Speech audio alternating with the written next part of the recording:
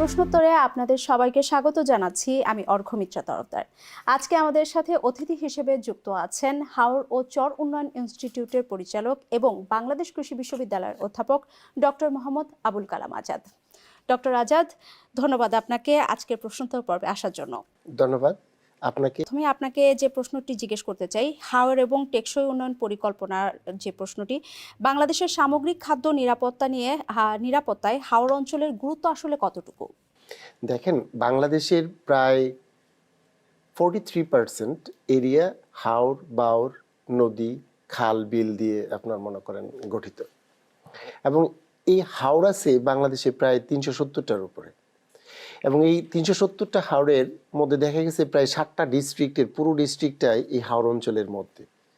এই হাওর এলাকায় আপনার দেখা গেছে যে আপনি বুরু ধান যেটা আছে এর প্রায় শতকরা 18 ভাগ এই হাওর এলাকা থেকে আসে। আপনি যদি মাছ বলেন, মৎস্য শিল্প বলেন, তাহলে প্রায় 20% এই হাওর এলাকা থেকে আসতেছে। এবং সবচেয়ে বেশি যে আপনার গুরুত্বপূর্ণ দিক সেটা হলো আপনার গবাদি পশু। আমাদের কুরবানিতে যে গরুগুলো আসতেছে এর গরুর প্রায় সিংহভাগ অর্থাৎ প্রায় 25% এই হাওর এলাকা থেকে আসে। কিন্তু এই যে আপনার মৎস্য সামগ্রিকভাবে যদি আমরা চিন্তা করি যে আপনার আপনার রাইস, তারপরে আপনার ফিশ এবং তারপরে আপনার ক্যাটল, এই যে তিনটা এগ্রিকালচারের মূল কম্পোনেন্টস, এই মূল কম্পোনেন্টসের ম্যাক্সিমাম পার্টটাই হাওর আপনাকে আমাদের এই জিডিপিতে আপনার শেয়ার করছে। কিন্তু সেই অনুযায়ী কৃষক বা কৃষিকাজের সাথে যারা যারা জড়িত তাদের জীবন মান, তাদের অর্থনৈতিক কাঠামো, তাদের ক্ষমতায়ন বা তাদের যে পরিকল্পনা উন্নয়নের যে রুটম্যাপ আসলে সেইভাবে আপনার গড়ে উঠছে না। আমি আরেকটি প্রশ্ন জানতে চাচ্ছি, হাওর উন্নয়নে আমরা প্রায় একটা শব্দ শুনি, সেটা হচ্ছিল টেকসই উন্নয়ন। সহজ ভাষায় হাওরের জন্য এই টেকসই পরিকল্পনাটা কেমন হওয়া উচিত? আসলে দেখেন, বাংলাদেশের যে আর্থসামাজিক কাঠামো, এই কাঠামোর মধ্যে অনেকগুলা শব্দ খুবই আপনার মানে কি বলবো আপনার মানে হাইলাইটেড টুন আসে। যেমন ধরেন এখন জুলাই সনদ চলতেছে, একটা টুন, পিআর একটা টুন। ঠিক সিমিলারলি আপনার টেকসই একটা আপনার অর্থনীতিবিদদের জন্য একটা আপনার চুম্বকীয় একটা ওয়ার্ড। আসলে এই টেকসই উন্নয়ন বলতে যে জিনিসটা বোঝায় সেটা হলো যে একটা এলাকার, সেটা হাওর হোক অথবা সমতল ভূমি হোক, এই এলাকার শর্ট অ্যানালাইসিস করতে হয়। শর্ট মিনস যে এর স্ট্রেংথ কি, তারপরে এর উইকনেস কি, এর অপরচুনিটি কি, এর থ্রেটস কি, এবং এই অঞ্চলটা আমাদের সামগ্রিক উন্নয়নে কতটুকু ভূমিকা রাখতে পারে। তো এই যে শর্ট অ্যানালাইসিস, যেটা যে স্ট্রেংথ, তারপরে আপনার উইকনেস, তারপরে থ্রেটস এবং তার অপরচুনিটি, এইগুলা নিয়ে এই পর্যন্ত কোনো ধরনের রুটম্যাপ আপনার হাওর এলাকায় এখনো পর্যন্ত হয়ে ওঠে নাই। কারণ যত এনজিও যাচ্ছে বা সরকার তাদের যে সমস্ত আপনার কার্যক্রম ওই হাওর এলাকার উন্নয়নের জন্য করছে, বেসিক্যালি এটা করছে শুধুমাত্র আপনার লুক দেখানো।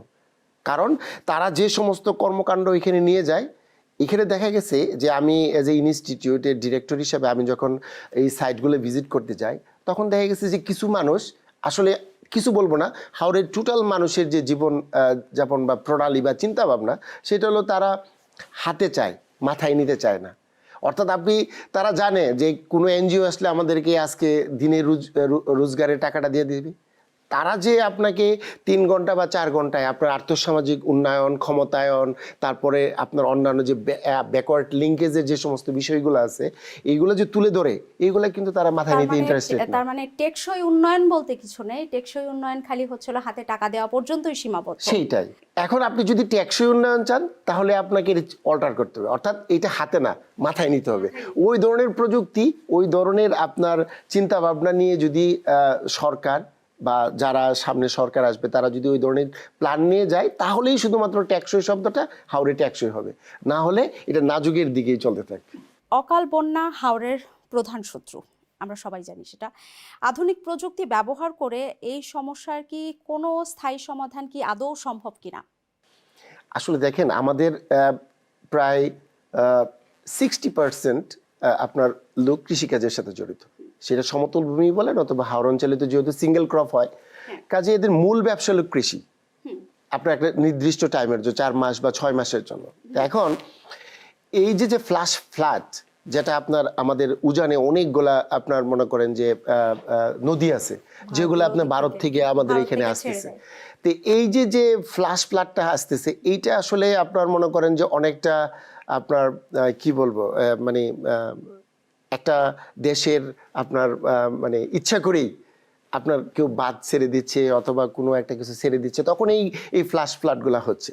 তো এখন এই ব্যাপারে আপনার সরকারকে, ভারতীয় সরকারের সাথে ডেফিনেটলি আপনার মানে একটা একটা লিঙ্কেজ ডেভেলপ করতে হবে। কারণ আপনি দেখেন জুলাই অভ্যুত্থানের পরে বাংলাদেশে যে আপনার একটা বন্যা হয়েছিল, এই বন্যাটা কিন্তু আপনার ফ্ল্যাশ ফ্লাড না, এইটা আপনার ইচ্ছা করেই চাপায় দেওয়া একটা ফ্লাড।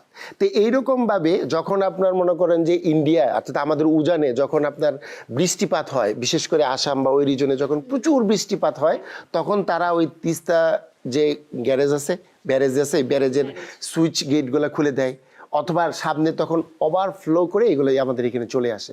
যার দরুন হয়েছে কি যে এই ধরনের ইয়ার জন্য যে সতর্কতাগুলো দরকার, আমরা আসলে ওই রকমভাবে কৃষকদেরকে আপনার স্মার্ট প্রযুক্তি, যেমন আমরা এখনো পর্যন্ত বাংলাদেশে আপনার এই কৃষকদের জন্য একটা সাস্টেনেবল অ্যাপস ডেভেলপ হয় নাই, যে কোন সিজনে এসে কোন ফসল আপনার ফলাবে, কোন ধরনের শাকসবজি আপনার আপনার চাষ করবে, অথবা তার মার্কেটিং টাইম কখন, যদি মার্কেট না করতে পারে সেটা সে কোন জায়গায় বিক্রি করবে, এটা কি ডিজিটাল প্ল্যাটফর্মে বিক্রি করবে না আপনার মনে করেন 1-to-1 কাস্টমার টু কাস্টমারের কাছে বিক্রি করবে।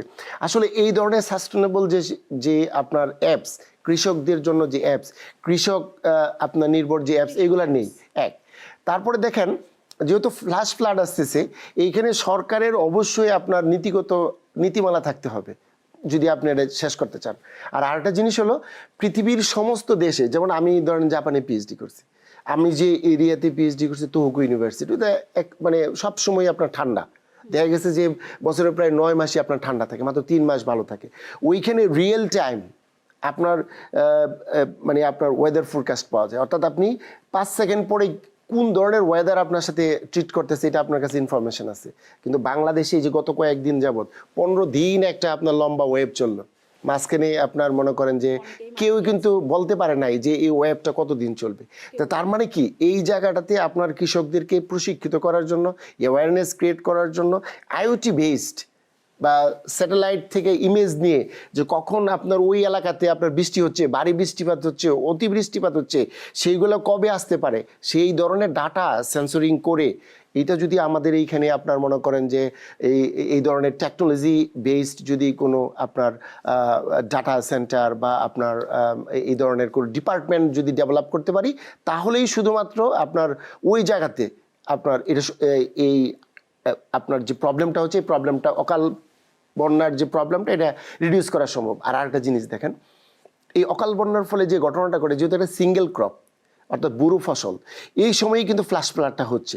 তো এই সময়ে আপনার কৃষকদেরকে আপনার বিভিন্ন ধরনের মেকানাইজেশন অর্থাৎ হারভেস্টার যে সমস্ত যন্ত্রপাতি আছে সেইগুলার আপনার ডিএই অথবা এগ্রিকালচারাল যে সমস্ত আপনার ইনস্টিটিউট বা ডিপার্টমেন্ট আছে তাদেরকে আগায় আসতে হবে। অর্থাৎ তারা যদি আগায় যায় তাহলে ফ্ল্যাশ ফ্লাড হওয়ার পরেও পানিটা যতদিন আপনার স্টে করবে, এর মাঝখানেই যত তার এই ফসলগুলো তুলে নিয়ে আসতে পারে দ্রুত।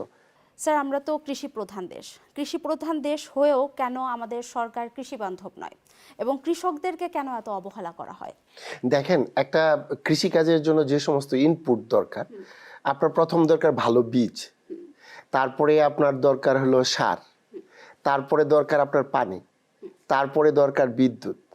এই যে কম্পোনেন্টসগুলি আপনি যদি গত 15 বছর বা এর আগে যদি আপনি একটু চিন্তা করেন, দেখেন বাংলাদেশে যতগুলা সার কারখানা ছিল সমস্ত সার কারখানা বন্ধ করে দিয়ে আপনার একটা দেশের উপর আপনার মনে করেন নির্ভরশীল হয়ে গেছে।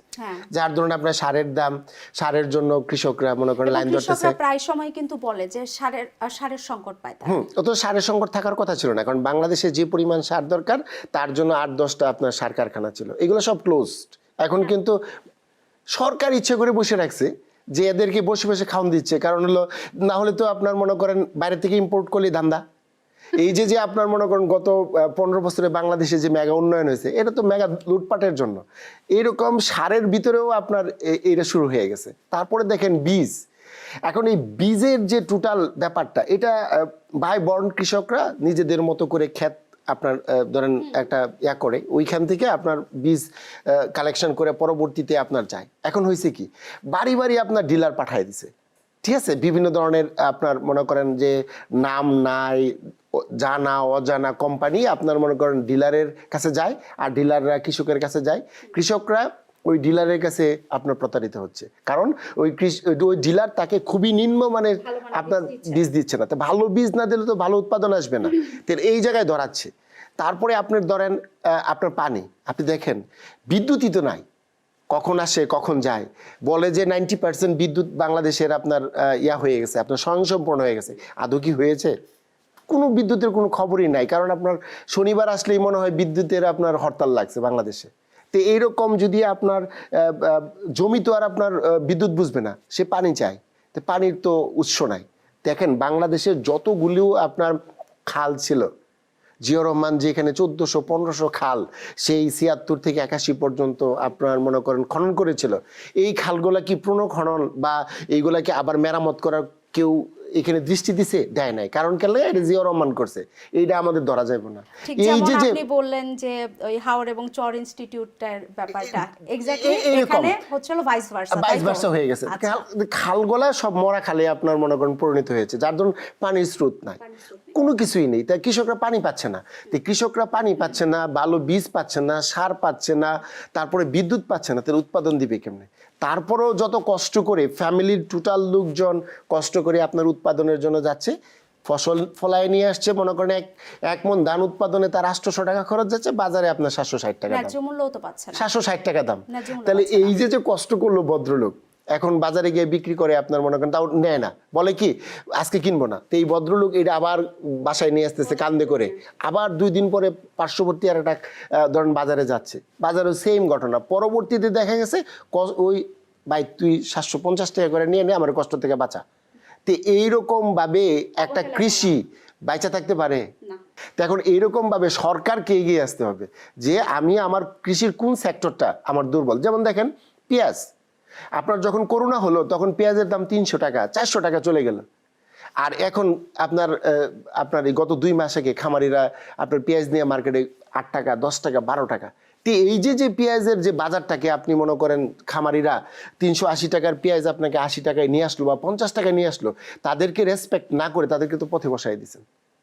তো এই কাজে সরকারকে আপনার ডাটা বেজে থাকতে হবে যে আসলে কোন ইনপুটটা এই মুহূর্তে দরকার, কখন দরকার, কতটুকু আপনার ফ্লেক্সিবল রেটে কৃষকের কাছে পৌঁছানো যায়। শুধু এই আপনার যে এগ্রিকালচার সেক্টর যারা এইগুলা মনিটরিং করে, এই জায়গাতে কিছু স্মার্ট ছেলে মেয়ে আপনার মনে করেন যে যাদের ভিতরে যেমন এই যে জাইমা রহমান, হ্যাঁ অনেস্ট, যারা যেমন জাইমা রহমান দেখেন আসছে বাংলাদেশে, আসার পর তার প্রতি একটা ফিল আপনার মনে করেন যে সবারই ক্রিয়েট হয়েছে। তো এইরকম যারা আপনার মনে করেন ফ্রেশ ডাইনামিক এবং কোনো ধরনের আপনার ইয়া করবে না, আপনার দুর্নীতি বা আপনার স্বজনপ্রীতি করবে না, ওই ধরনের একটা যদি টিম আপনার 40 জন বা 50 জনের একটা টিম এগ্রিকালচারাল যে ইউইং আছে এরা যদি করে নেয়, এরা কোনো ধরনের ইয়া নাই, ঘুম থেকে উঠবে উঠে হঠাৎ করে আপনার রেট দিবে। সিন্ডিকেট বা মধ্যস্বত্বভোগীদের দৌরাত্ম্য কমাতে বাজারে ব্যবস্থাপনায় কি ধরনের পরিবর্তন আনা জরুরি? যেমন নওগাঁয় দেখলাম যে 2 থেকে 3 টাকা মানভেদে চালের দাম বৃদ্ধি পেয়েছে। পাইকারি যারা আছে তারা বলতেছে মধ্যস্বত্বভোগীদের জন্য এই ধরনের মানে এই সিন্ডিকেটটার কারণে হচ্ছে হলো এই প্রবলেমগুলো তাদেরকে ফেস করতে হয়, যেটার চাপ পড়ে হচ্ছে হলো আপনার খুচরা বাজারে এবং সাধারণ মানুষের মাঝখানে পড়ে। এই জিনিসটার মধ্যে আপনি কোন জায়গাটাতে আপনি পরিবর্তনটা দেখতে চান? আসলে দেখেন, আমি আপনাকে আমার বাস্তব একটা অভিজ্ঞতা বলি। আমি আমার রিসার্চের জন্য আপনার ব্রয়লারের একটা প্রজেক্ট আমার, এখন দেখা গেল যে গতকাল আমি ওই রিসার্চেরই কিছু ব্রয়লার আমার যেগুলো স্যাম্পলিং কালেকশন করার পর বাকি যে ব্রয়লারগুলো ছিল সেগুলো বিক্রি করার জন্য আমি প্রসিড করার পরে আমি যখন বাজারে বিক্রি করতে যাই তখন এটার ভ্যালু পাই 131 টাকা পার কিলো। অথচ এর 1 কিলোমিটার দূরে আমার যে রিসার্চ সেন্টার, এর 1 কিলোমিটার দূরে এই ব্রয়লারের দাম হলো প্রায় 160-165 টাকা। তাহলে আপনি আমাকে দেখান, এখানে যে ভদ্রলোক এই ব্রয়লারটা কিনলো তাকে যদি আমরা আপনার ডিলার বলি, সে আপনার একটা জায়গায় নিয়ে স্টক করতেছে। এইভাবে তো সে মনে করেন একটা এরিয়া থেকে স্টক করতেছে, স্টক করার পরে ওইখান থেকে সে খুচরা বাজারে বিক্রি করতেছে। তাহলে এখন তার খরচ গেছে কয় টাকা? সে তো কোনো ইনভেস্ট করে নাই। আমার যেখানে আপনার 1 কেজি ব্রয়লার উৎপাদন করার জন্য 155 টাকা খরচ গেল, সেই ব্রয়লার আমি 131 টাকা বিক্রি করছি। আর তারা কোনো ইনভেস্টমেন্ট ছাড়াই এই ব্রয়লারটা আপনার মনে করেন সরাসরি আপনার ওই বাজারে ওই স্টক করে বাজারে বিক্রি করে দিল 165 টাকা ধরে। এখন এই যে মাঝখানে যে আপনার 35 টাকা লাভ করলো, এই 35 টাকা তো খামারি পাচ্ছে না। তো এই যে না পাওয়ার জন্য যে এই যে মধ্যসূত্রী যারা আছে, এদেরকে আপনার এদের চেইনটাকে যদি আপনি ভাঙতে চান, এইটা আপনি স্ট্রাকচারালি ভাঙতে পারবেন না। দেখেন বাংলাদেশে কি 5ই আগস্টের পরে পুলিশের দুর্নীতি কমছে? আমলাদের দুর্নীতি কমছে? আপনার মনে করেন যারা দুর্নীতিবাজ তাদের কি দুর্নীতির লেভেল কমছে? বরং বাড়ছে। 5 টাকা জায়গায় 10 টাকা, আপনার মনে করেন 5 লাখের জায়গায় 50 লাখ টাকা, এইরকম। সিমিলারলি এই সিন্ডিকেট প্রথা ভাঙে নাই। সিন্ডিকেট প্রথা এখনো আছে, ভবিষ্যতেও থাকবে। সিন্ডিকেট প্রথা কি আদৌ ভাঙা সম্ভব? হ্যাঁ, সিন্ডিকেট প্রথা যদি আপনি ভাঙতে চান, সেই ক্ষেত্রে আপনাকে যে কাজটা করতে হবে সেটা হলো যে আপনার কৃষকের বাজারের ব্যবস্থা করতে হবে। কৃষক বাজার যেটাকে বলে, কৃষক বাজার অর্থাৎ ফার্মার্স মার্কেট আপনার ডেভেলপ করতে হবে। অর্থাৎ কৃষক তার উৎপাদিত পণ্য নিয়ে ওই মার্কেটে যাবে, ওইখানে লোকজন আসা কম দামে আপনার মনে করেন যে এই জিনিসগুলা কিনবে।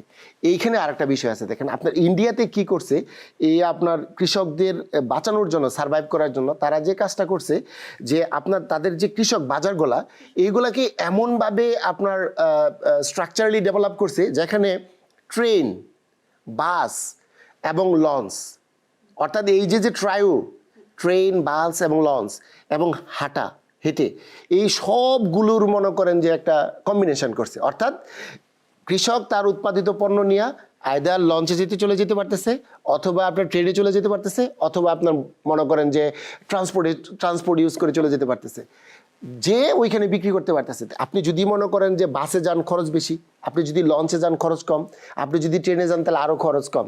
তো কৃষক যদি তার উৎপাদিত পণ্য কম খরচে যদি তার লোকাল ডেস্টিনেশনে যেতে পারে, তাহলে ডেফিনেটলি কনজিউমার কম খরচে পাবে। এখন বাংলাদেশের যে বাজার ব্যবস্থা, এইগুলা কিন্তু এইভাবে গড়ে ওঠে নাই।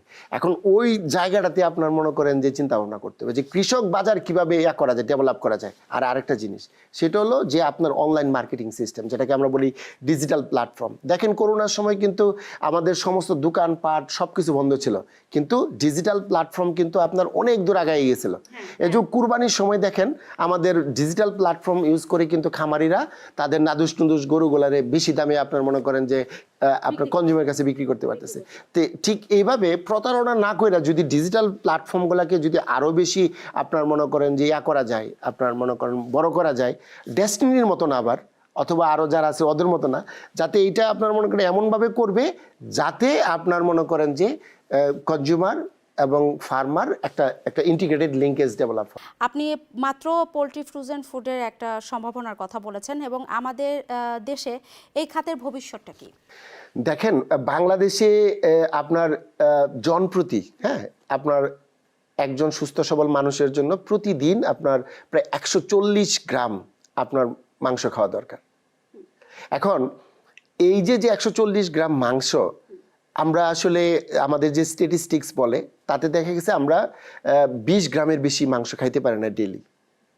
একজন মানুষ 18 কোটি মানুষের মধ্যে আমরা যদি একজন মানুষকে টান দেই, তাহলে সে দিনে মাত্র 20 গ্রাম মাংস খায়, অথচ তাকে 140 গ্রাম মাংস খেতে হবে। আর বাংলাদেশে যে স্ট্যাটিস্টিক্স বলে, গত 15 বছরের স্ট্যাটিস্টিক্স পুরাটাই আজাইরা একটা স্ট্যাটিস্টিক্স, কোনো আপনার মিল নাই। ঠিক আছে, প্রোডাকশনের সাথে কনজিউমারের যে ডিমান্ড এবং সাপ্লাই, এইগুলোর কোনো কিছু মিল নেই। তাহলে এইরকম একটা আপনার মনে করেন সিচুয়েশনে যদি আমি আমার প্রোটিন ডেফিসিয়েন্সি, প্রোটিন ঘাটতি যদি আমরা মনে করেন যে মিট আপ করতে চাই, ডেফিনেটলি এই ওয়েট মার্কেটিং সিস্টেম থেকে, অর্থাৎ আমরা বাজার থেকে যেভাবে একটা মুরগি ধরি, পছন্দ করি, তারপরে স্লটার করে বাসায় এনে রান্না করে খাই, এই জায়গা থেকে বেরিয়ে আসতে হবে। এইটা থেকে বেরিয়ে আসতে গেলেই আপনাকে এই ফ্রোজেন ইন্ডাস্ট্রির দিকে যেতে হবে। আর ফ্রোজেন ইন্ডাস্ট্রি যত বেশি আপনার মনে করেন ডেভেলপ করবে, তত আপনার প্রাইস, আপনার বার্ডেন আপনার কমে যাবে এবং খামারিরা তত লোকসান কমবে। আমি একটা জিনিস জানতে চাচ্ছি, মানে আমাদের মধ্যবিত্ত পরিবারগুলো এখনো মানে ফ্রোজেন চিকেন বা ফ্রোজেন ফুড গ্রহণে কি এখনো তারা মানসিকভাবে প্রস্তুত কিনা? কারণ যখন একটা ফ্রোজেন চিকেন বা ফ্রোজেন মিট বল থেকে শুরু করে সসেজ থেকে যে কোনো কিছুই নিয়ে আসলে তারা মানে নাক সিটকানো একটা ভাব থাকে যে না হয়তো বা এটা প্রপারলি হলো প্রসেস করা হয়নি।